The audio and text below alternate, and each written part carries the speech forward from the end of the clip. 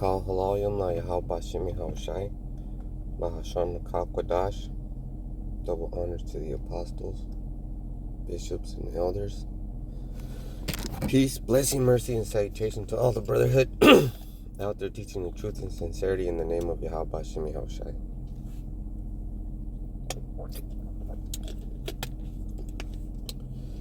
So, yesterday,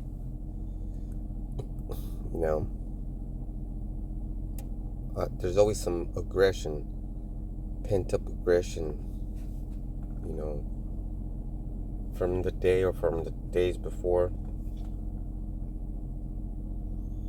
And I always do videos on the truth.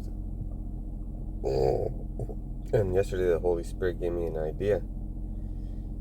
Because I'm trying to write a book, right? And that's just like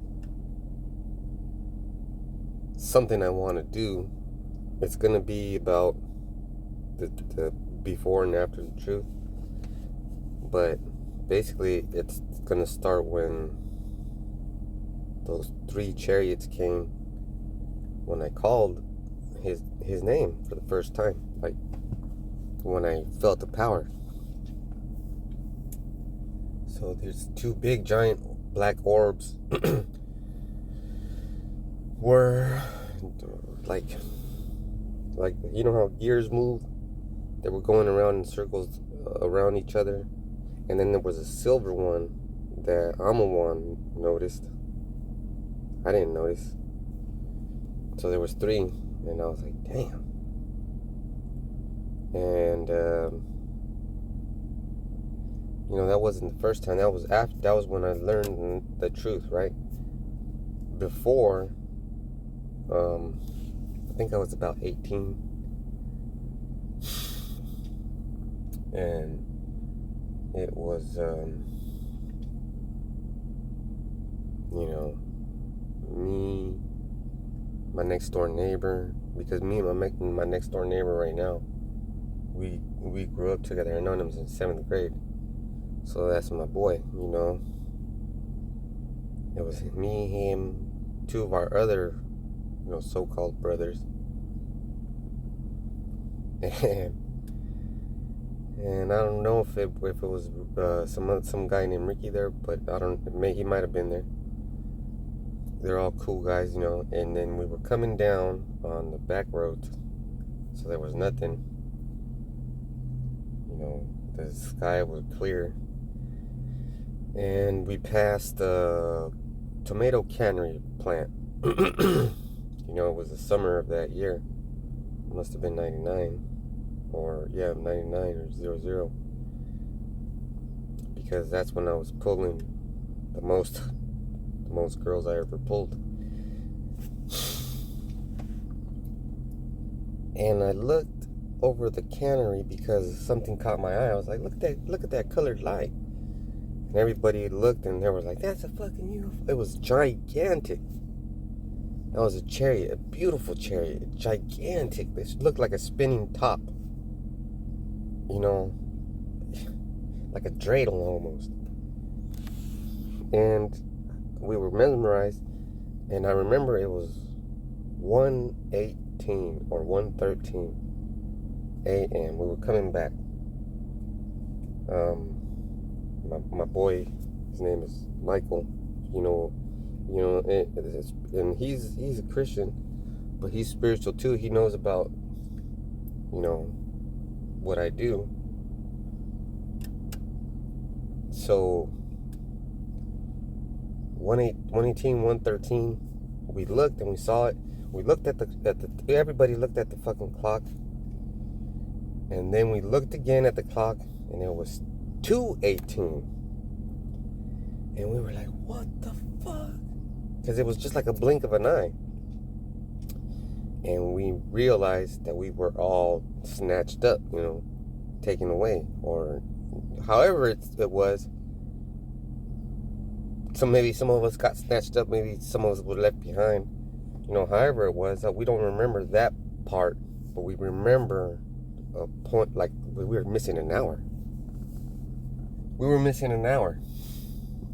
The car was there for like an hour, but who knows how long we were gone. And I say that to say this, if you're coming into the truth, you got to believe. John 5:24. Verily, verily, I say unto you, he that heareth my word, and believeth on him that sent me, hath everlasting life, and shall not come into condemnation, but is passed from death unto life. So, and that's going to go in my book, like I said. So, brothers, if you got experiences, like I think it's right now is the time to write those books, for some reason. But it calmed me down. It made me laugh, too, because I wrote cartoons about... This shit is funny. I wrote cartoons like, newspaper cartoons about my day at work with the guys that I work with. And man, that fucking made me laugh. That made me laugh my ass off. And I was like the aggression just left. But that shit was funny. And then I asked the guys on the group chat, hey, will y'all get upset if I do cartoons about us at work? I think they will, because, man, it's like I'm straight capping, That's what makes it funny. Like, I'm fucking capping on the guys, and it's like a comic. It's hilarious, man. But anyways, you gotta believe. See, if you saw a UFO or UAP, and you were in the kind of mind frame that, you don't know the true names, and you would be hard to say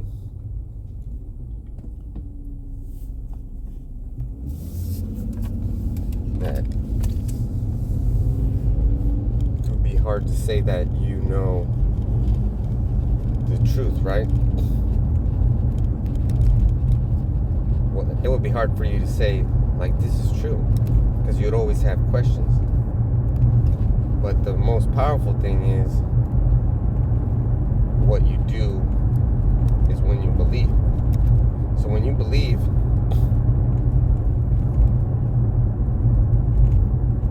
it's like the glue. Let's say you have Legos and you're building something that you think is super cool, but it won't stay together, so you got to use the super glue. And when you use super glue, it binds it together, right? But you have to create whatever you're going to create perfectly, because that shit is hard to get off,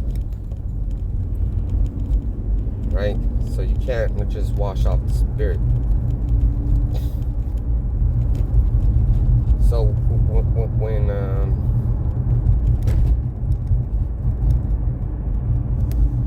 when you understand what's going on with these chariots, not only is it a spiritual boost, it's a physical boost. You know what I'm saying? Like, it makes you feel, it makes me feel great. I get the honor of seeing the angels, and I seen a couple of squadrons, 2 squadrons to be precise. The triangles that look like jacks from, like, when you play, you bounce the ball and then you pick up the jacks. I don't know what it's called. And yeah, they were like in a triangle formation, and they were reappearing or disappearing, camouflage, and they were flying by real slow in formation. And that was like when I was at my house. So when I'm at home at my house, there's a lot of angels that I see, a lot of chariots. I saw a lot of them this Passover. And then the second squadron I saw, I think is probably the most powerful. They look like paper cranes, like, Japanese paper cranes, and how they move like that. But they were flying in formation, and they looked amazing. I tried to tell this guy, hey, look, and he was like, oh, it's just the drones. But drones don't fly like that. It's like they were going fast, but they were going slow.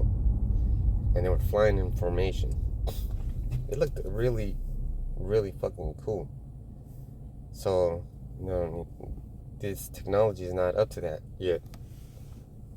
And then, so that was 2 squadrons. And then after that, one time there was a drone flying over my house. And I got mad. The spirit made me to get mad. And I started recording it. And as I was recording just the drone, like maybe,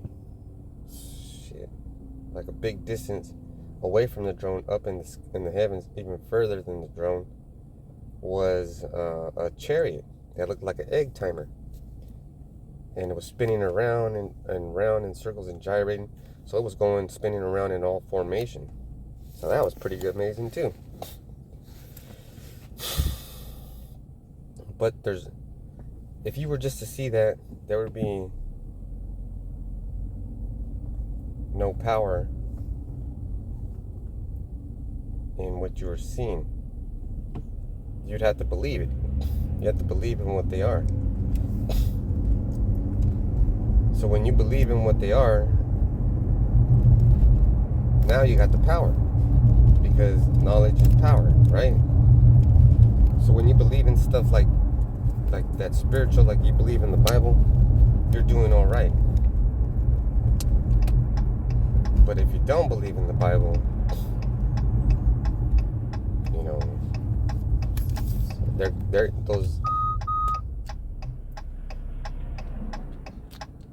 those angels are coming for you.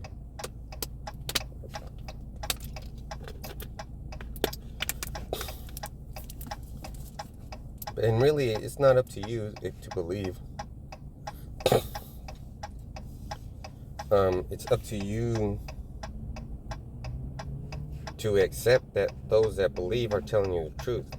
Like if you're an Edomite and you find out that you're an Edomite,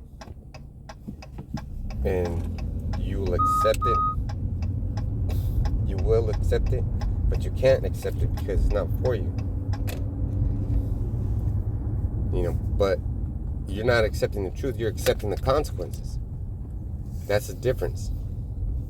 And if you accept the consequences, then, it's not going to be that bad with you. But you ain't going to be getting off scot-free.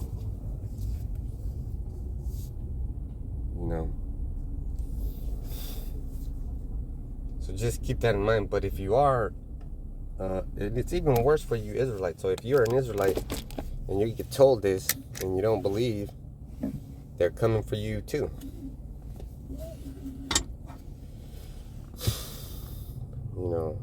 So just don't go to anybody's camp trying to insult anyone.